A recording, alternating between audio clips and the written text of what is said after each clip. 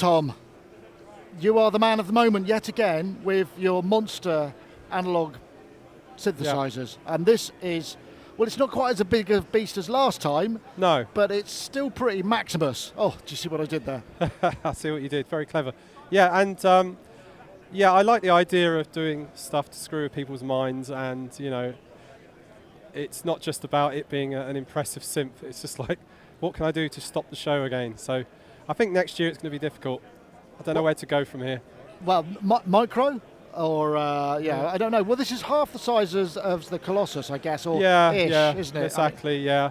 It's a bit more compact. It's a completely different instrument at the end of the day. Let's see what's the basis of it. So we've got 8 voices. Yes, so they are 8 completely individual voices. Many people like bringing up the Oberheim 8 voice. That's colour, yeah. Yeah, colour, yeah. I mean, that's the similarity in the sense that they are individual voices for your poly voices. So you've got well, people think, oh, I'm only going to do pads, I've got to make them all sound the same, but that's only one thing I want it to do, to make pads. Each voice has its own sequencer, so you can have some of the voices playing loops, percussion sound, you know, maybe a snare type thing. Wow, so we've basically got, voice, right, so each self... It's a fairly, you know... Okay, my first question when we talked about this on Sonic Talk was, how'd you tune it? How to tune it? Well, you basically isolate one voice. There's no sort of central control. Oh, no, you haven't gone that route. Because there's no master tune button. It's completely kind of 1970s style. Yeah, so full on 8 voice. Yeah, full on kind of idea. Yeah, completely manual control. So I mean, it doesn't have to be poly. It could be, you know, like no, one voice doing this, 3 voices doing that. No, I mean, when I very first started, I thought, oh, I'm going to make a poly synth, but I soon realised that by having individual voices, then really that's just one thing it does. It's more that idea that you can have different sequencer loops going on spare voices, and you only need 3 or 4 if you want to play a chord, or if you're playing a live, you know, lead line. If they sound this fat, I'd imagine. Yeah. So voltage control filter, is that kind of modelled on anything, or is that your own sort of... It's the sort of classic Oberheim style, so SEM style, multi-mode. It just seems my favourite, and for a poly synth you do kind of need band pass and high pass options at least, you know. Yeah, I know, I would totally agree. I know there's a demo running on it. There's also a keyboard controller for it, so you've got a ribbon going on here as well. Yes, so the key part is obviously fairly straightforward velocity. There's an aftertouch VCA there, so you can patch what you want for the aftertouch to turn on and off. And then you've got this CV touchplate thing. It puts triggers out as well, so you can actually use it as an additional keyboard, or just for voltage change, you know, the filter or the pitch. You can split it as well, so you can have 2 independent voltages. And then the keyboard obviously is just pretty standard. And then this is obviously the bottom thing is for bringing all the voices together. I call it the master panel, and that's what brings it all together. So the left is like global modulation. So there's 3 LFOs on there. Each LFO is different from the other.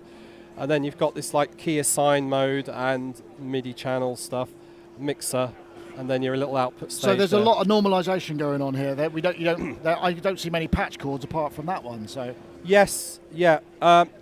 So it's entirely normalized, but you can switch out most of the circuits if you want to.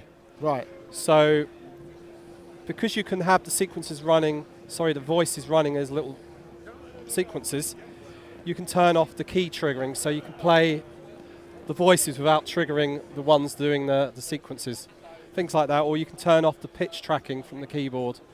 Right, yeah, but they are still independent. Each voice can be used independently.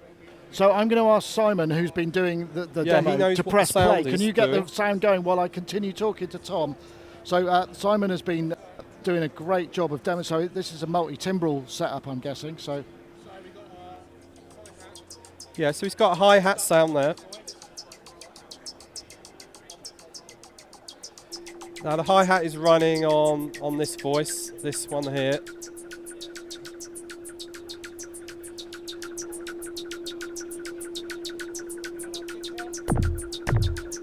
Yeah, kick drum, this one here. I think it's this one. Oh yeah, I see. Quite often I use the trigger light to just help me. Help you figure out what's going on. Where we are. It's not just me then, that's good. No, it's just a very quick way.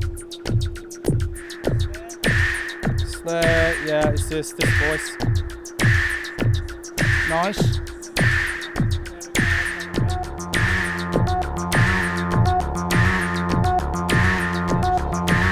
So the bottom channel, yeah. So each voice has a really easy to use, like a 16-step sequencer,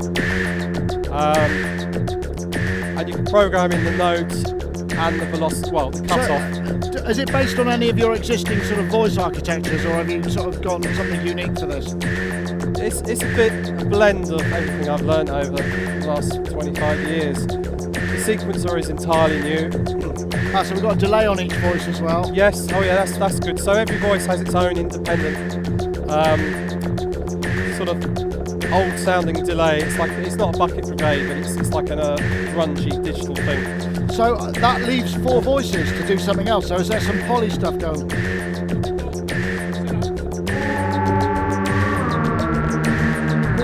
So yeah, the top 4 voices are playing in unison.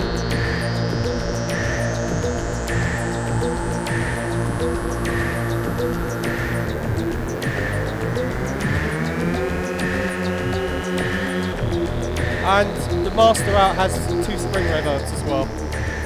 Oh, so nice. You get a bit of boinging going on the whole mix, yeah.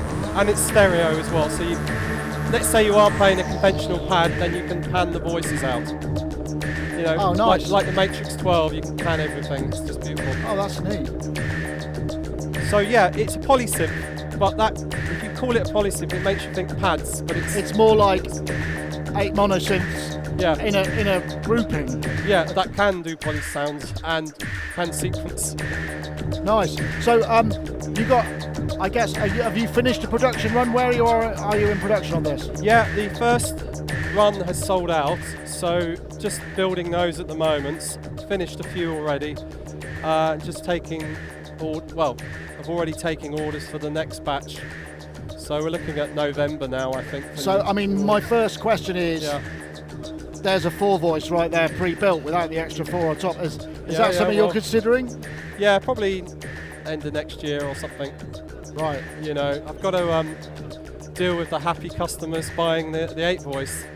So I think I read, is it around 10,000? That's the price, something like that. I can't remember what the cost was. 22,500. 22,500. Okay, because the Colossus was the big boy. Right, got you. So yeah, I mean, not for the faint-hearted, but you're getting a lot of stuff there. Look at that. Yeah, something like this takes a lot of time and engineering. And it's interesting as well because I mean, some people go for the mass market, make as many as you can. You've just gone for the sort of higher end, which is a strategy. I'd imagine those customers are always there, whereas the people who are thinking maybe, do I need another synth or don't I, are less so. Do I want to make a compact plastic-cased poly that's competing with pretty much everybody else? No. Some companies who have $1 million investors and it makes sense. Then they've got to build thousands and thousands to break even and have maybe a wage bill of 20 or 30 And this people. way you can keep this kind of pretty much a cottage industry, I suppose. And at the end of the day, nobody else is building this, so it's where else you're going to get a Maximus. It's, you know... Nice. I try and build stuff that excites me, you know. I'm a big fan of vintage analog. I'm not trying to like reinvent the wheel and think of synthesizers in the future that are virtual or augmented reality synthesizer or something. I'm trying to... this would actually go pretty well in 3D virtual reality. Maybe someone may well thought, but yeah. No, I'm not a big fan of menus and... No, I can see that. Maybe it's a getting old thing, I don't know, but one knob per function. Tom, thank you very much. Yeah, great to speak to you, thank you.